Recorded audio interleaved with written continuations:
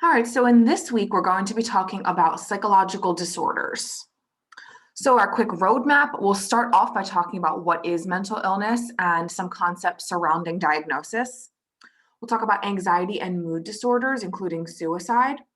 Next, we'll go into personality and dissociative disorders, and we'll also cover schizophrenia. And then in the final section, we will talk about some disorders that are common during childhood. So before we dive into this lecture, I do want to start off with a couple disclaimers. So first and foremost, remember that there is no universal definition of normal. If I asked you, what does it mean to be normal? Every one of you might give a different answer and you could all be right. Normal means different things in different cultures and depending on who you ask. Additionally, normality is a continuum. So, what that means is that it's a spectrum. We can't lump people into the normal box and the not normal box. All right, normal ranges along a spectrum. So, what this means is that it's invariable that we're going to see ourselves, our friends, our family in some of the material that we discussed this week because it's based on the human condition. So, in other words, most of us will have experienced some levels of behaviors or feelings that are involved in mental health at some point in our lives. Which brings me to my next point. As a developmental psychologist, I do not have the credentials to make diagnoses. I am not a clinician, and neither are you. This actually has a name. It's called medical student syndrome. So, reading about disorders actually has this effect of making you think that you have the thing you're reading about, or that your parents have it, or your siblings, or your friends. I promise you, you will not be qualified after this 1 week of class to diagnose anything. So, resist the urge to self diagnose or diagnose those around us. Finally, some of the content might be a little difficult to talk about, especially if it's something that hits close to home for some reason or another.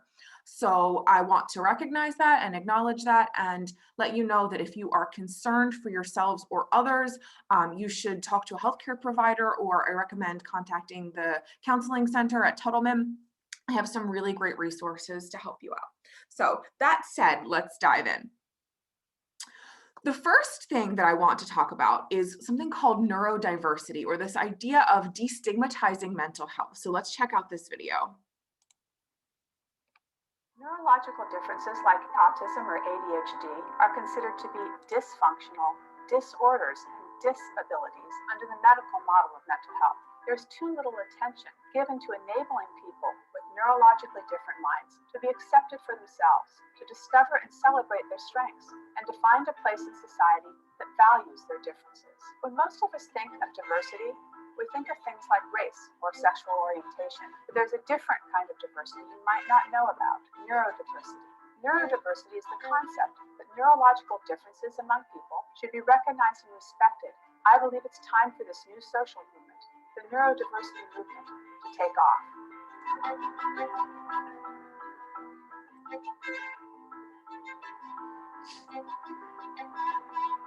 Neurodiversity is a part of our genetics and of our evolution as a species. The genes for autism and ADHD are not errors, but rather are the result of variations in the human genome that have and will continue to have advantages for society. One of the genes associated with ADHD, the DRD4 gene, is known as the novelty-seeking gene.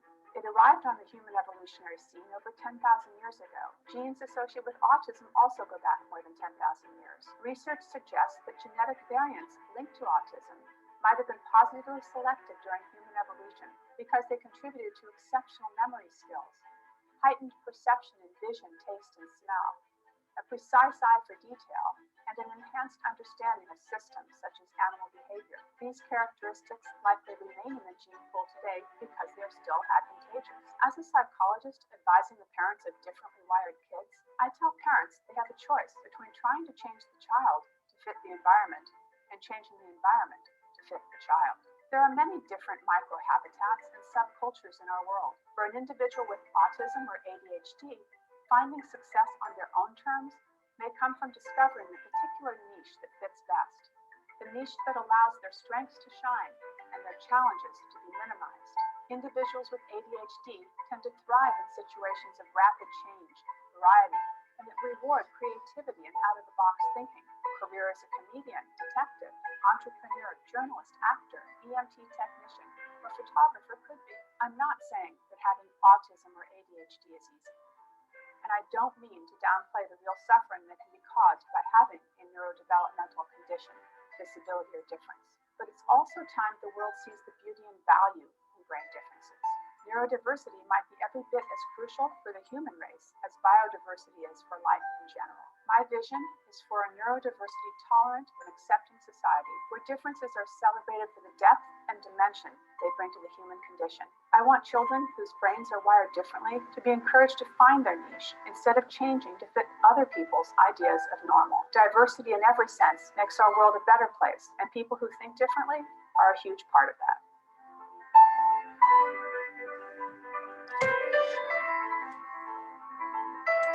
All right, I like this video. I think she makes some really interesting points about, and it goes back to my earlier point about what is normal. So just because somebody might have a diagnosable disorder doesn't necessarily mean something negative. And so I think that's a really positive point to make in what can otherwise be a very heavy and sad lecture.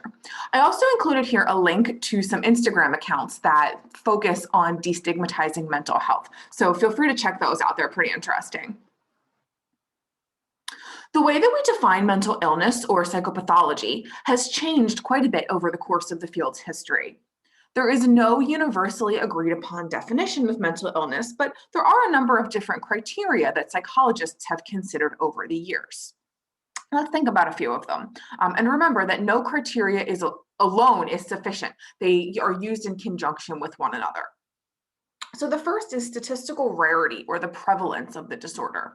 So prevalence rates differ. For example, depression is fairly common, while schizophrenia is far more rare. Now, rarity or prevalence doesn't really play a role in diagnosis, though, because some rare conditions, things like extraordinary creativity, are not pathological, while some common conditions like depression are. Subjective distress involves emotional pain on the part of the affected person, but not all disorders are associated with distress. So, for example, like the manic phases of bipolar disorder, which we'll talk about later on, they actually feel better than normal. The people who are in a manic phase will report feeling great, amazing, wonderful. So they wouldn't describe it as distress. Impairment involves the mental disorder interfering with the person's ability to function in everyday life, home, school, relationships, work, etc. For example, people with severe depression often report finding it so difficult to perform simple tasks. Taking a shower, preparing a meal, even getting out of bed can be a major struggle. But impairment alone is not a criteria, as one can display impairment without mental illness, such as just extreme laziness. Societal disapproval is how society views mental illness. There's a definite social stigma against mental illness that is deep-seated and widespread. But there's some differences in how society views mental disorders, especially when considering views of the different disorders themselves. But not all disorders are stigmatized in the same way, and it's changing as we learn more about mental illness and become overall more accommodating to people who are different, or that idea of neurodiversity. Many psychological disorders result from breakdowns or failures in physical systems, causing what's known as biological dysfunction. But in contrast, some mental illnesses appear to be largely environmental or acquired through learned experiences and containing only a weak genetic predisposition.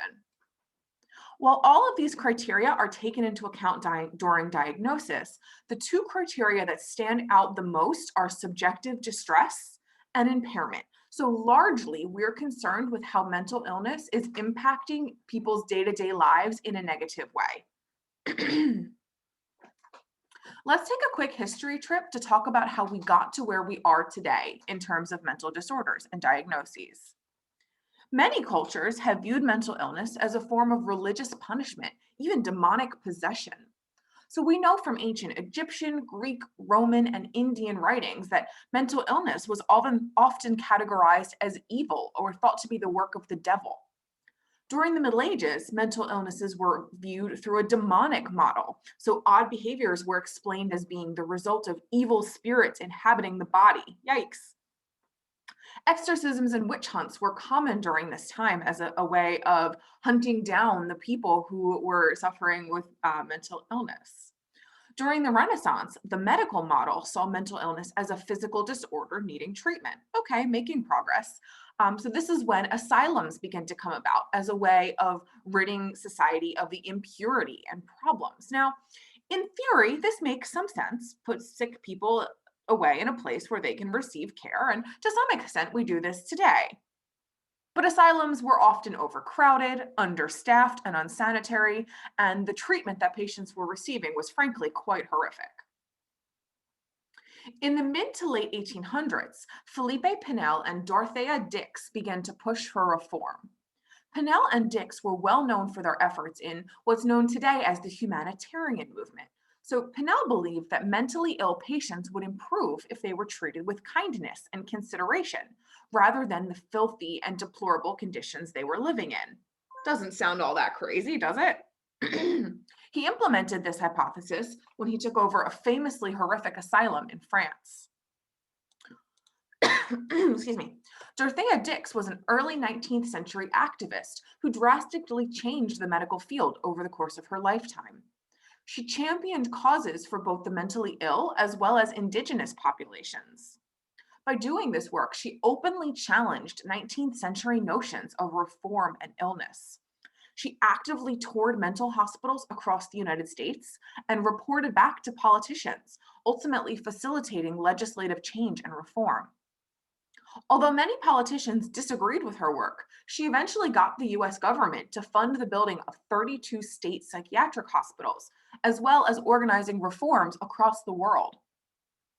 After the reforms, along with the creation of state psychiatric hospitals, various organizations and acts like Mental Health America and the US Community Mental Health Center Act of 1963 were created to continue the work of Pinnell and Dix to improve the lives of mentally ill people in the United States. I'm not going to show this here. You can take a look at this on your own. It just gives a little bit more information about Dorothea Dix. The movement away from asylums and the acts created to help people and improve treatment of people with mental illnesses transitioned into deinstitutionalization, a 1960s and 70s government policy that focused on closing mental hospitals and releasing psychiatric patients into the community. This movement aligned with the advent of medications used to treat mental illness, which likely had something to do with it. Now, it seems like it might have some good ideas in theory, but deinstitutionalization had mixed results. Some patients returned to almost normal lives, but tens of thousands of others were left with virtually no follow up care. They were unable or unwilling to take their medications soon after being released. They were unable to take care of themselves. So that led, unsurprisingly, to quite a few problems. It was not an ideal solution, as I'm sure you could imagine. So, to alleviate some of the problems, there was a creation of community mental health centers and halfway houses. So, community mental health centers provided outpatient treatment, almost like a walk in clinic. So, people could come to a place in their community to get their treatment and then go back to living on their own. Halfway houses were created to help people transition from being in an institution to back in the community, halfway between institutionalization and being free in society. And we still use those today, particularly when we see people coming out of being incarcerated before they go back into the community at large. So this figure shows the decline in psychiatric inpatients over the last few decades. So if we start down here, this is 1970. You can see the orange bar represents people who were institutionalized in state and county hospitals. There's quite a few, 450,000. The red bar and the blue bar is representing private or non-federal institutions, which are much smaller, so the bulk being in these state and county ones. But you see that over the course of the past several decades, the numbers have dropped largely. So a large part of this is due to laws and general attitudes about why we might hospitalize someone. Hospitalization was once viewed as the normal standard practice. Nowadays, it's considered a much more extreme option that we really only utilize if we absolutely have to. For example, if the person is a danger to themselves or others. So how do we diagnose disorders? Well, scientists have developed a systematic way of looking at clusters of symptoms and determining whether someone meets a given criteria. And we do this using the Diagnostic and Statistical Manual of Mental Disorders, which is a system that contains the criteria for mental disorders. We're currently on the fifth edition, which is known as the DSM 5, and that's how you'll hear me talk about it for the rest of the lecture. Um, and the reason that we're on the fifth edition is that as the field evolves, there's a need to periodically review and revise the criteria. For example, homosexuality used to be considered a mental disorder. We have since moved away from that because there's no evidence for it whatsoever. And so, as things like that change and viewpoints change, there's a need to update the manual to stay current. There's 18 different classes of disorders, and the main goal is to allow psychologists to pinpoint the psychological problems that a person is experiencing in order to communicate across healthcare professionals to figure out the best way to help and treat a person experiencing a given disorder. The DSM 5 provides a list of diagnostic criteria and a set of decision rules for each condition. So it's not like if you have this one condition or this one symptom, you have that disorder. It doesn't work like that. For each disorder, a person must meet a certain number of criteria or fall within a certain range on a set of scores in order to receive the diagnosis. And this links back a little to what I talked about before, how normal range is on a continuum. Okay, it's not a black or white sort of thing. The DSM 5 warns us to think organically or rule out physical causes of symptoms first to make sure the things they're looking at are not due to a physical disorder or something like substance use. So, for example, hypothyroidism is a disorder associated with the thyroid gland, which can produce depressive symptoms and should not be confused with having depression. So, before we jump to a mental health diagnosis, we often try to rule out any physical disorders or symptomology to make sure that we're not misdiagnosing people. It also contains information on prevalence rates or the percentage of people within a population that have a certain disorder. And the DSM 5 adopts what's known as a biopsychosocial approach. Well, this is the idea that there's more to people than their disorders. And it looks at the situation as a complex interplay of biological, psychological, and social influences, hence the biopsychosocial. Now, there are some critics of the DSM 5. Some people feel it's not a valuable diagnostic tool. There's quite a bit of debate that's continually ongoing about it being too categorical or too likely to dump people into categories, suggesting that we need a more dimensional approach to diagnosing mental illness. But there's always going to be some critics or downsides. And at the moment, it's currently the gold standard in diagnosis of mental illness.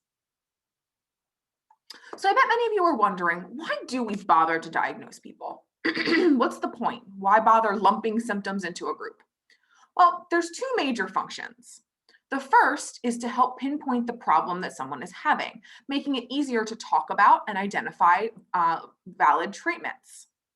But second, it's a more universal way to communicate illness. So instead of having to go to each different doctor and list off all of your symptoms, by providing your diagnosis, you're giving the doctor a pretty good idea of the situation. Now, obviously, it varies a bit from person to person, but it lets the doctor it gives them a sort of a general idea of what's going on from the get-go without having to go through the whole symptom listing process or evaluation process over and over and over again.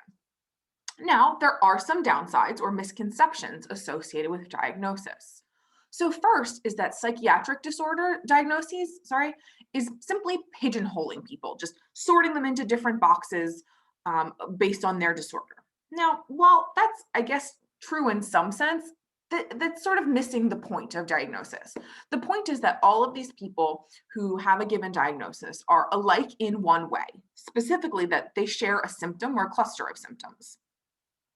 Second, psychiatric diagnoses are not reliable. The myth is that they're not reliable, but in fact, that's not true. Inter-rater reliability is actually quite high. So in other words, if you sent someone with a group of symptoms or a cluster of symptoms to multiple different psychologists, they tend to come up with the same diagnosis at a pretty high rate, suggesting that diagnoses are, in fact, reliable.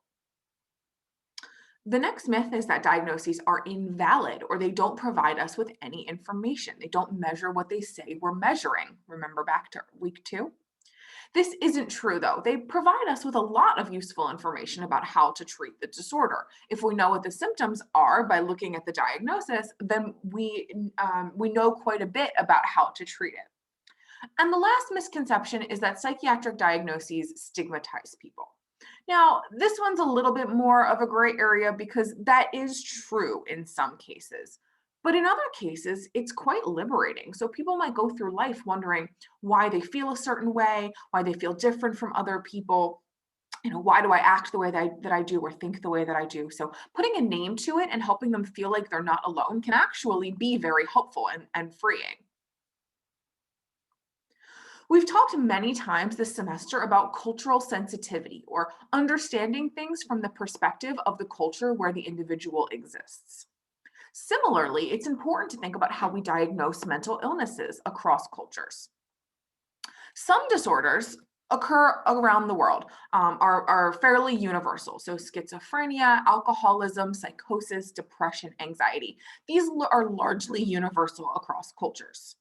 But other disorders are what's known as culture bound or specific to a certain society. Psychic phenomena that are exclusive to certain cultures are referred to as culture bound syndromes, which the DSM 5 defines as recurrent locality specific patterns of aberrant behavior and troubling experience. Many culture bound syndromes are thought to be idiosyncratic expressions of anxiety and stress related disorders.